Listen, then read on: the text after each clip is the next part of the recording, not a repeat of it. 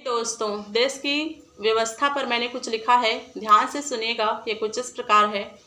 तुम महलों में बैठकर पतितों के झोपड़ी की आप बीती सुनाते हो। तुम महलों में बैठकर पतितों की झोपड़ियों की आप बीती सुनाते हो और नशे में देखे अपने ख्वाबों को हकीकत बतलाते हो। तुम मृत पड़े शरीरों को इस मुल्क की ताकत कहते हो। तुम मृत पड़े शरीरों को इस मुल्क की ताकत कहते हो और जिंदा इंसानों की आवाज़ को मेज तले दबाते हो। तुम निर्धनों की माला जप कर लोगों से वोट निकलवाते हो और सत्ता में बैठते ही अनाथों को बेघर कर जाते हो। तुम देश प्रेम की बातें कर युवाओं में हौसला जगाते हो। तुम देश प्रेम की बातें कर युवाओं में हौसला जगाते हो और उसी हौसले का इनाम उन्हें बेरोजगारी देकर चुकाते हो।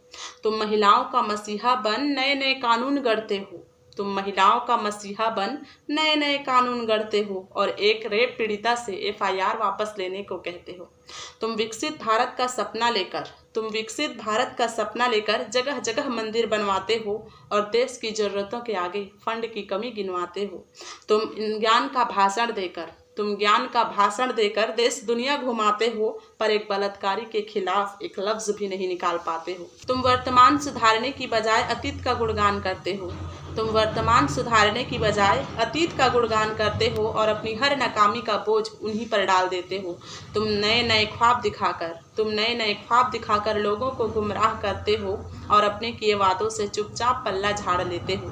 तुम्हारी महानता के आगे मेरे शब्द भी छोटे पड़ जाते हैं। तुमने जो किया इस देश के लिए, यह सोचकर मैं बस चुप रह जाती हूँ। क्या कहूँ और मैं बस स्तब्ध रह जाती हूँ। धन्यवाद। गौर जरूर करिएगा।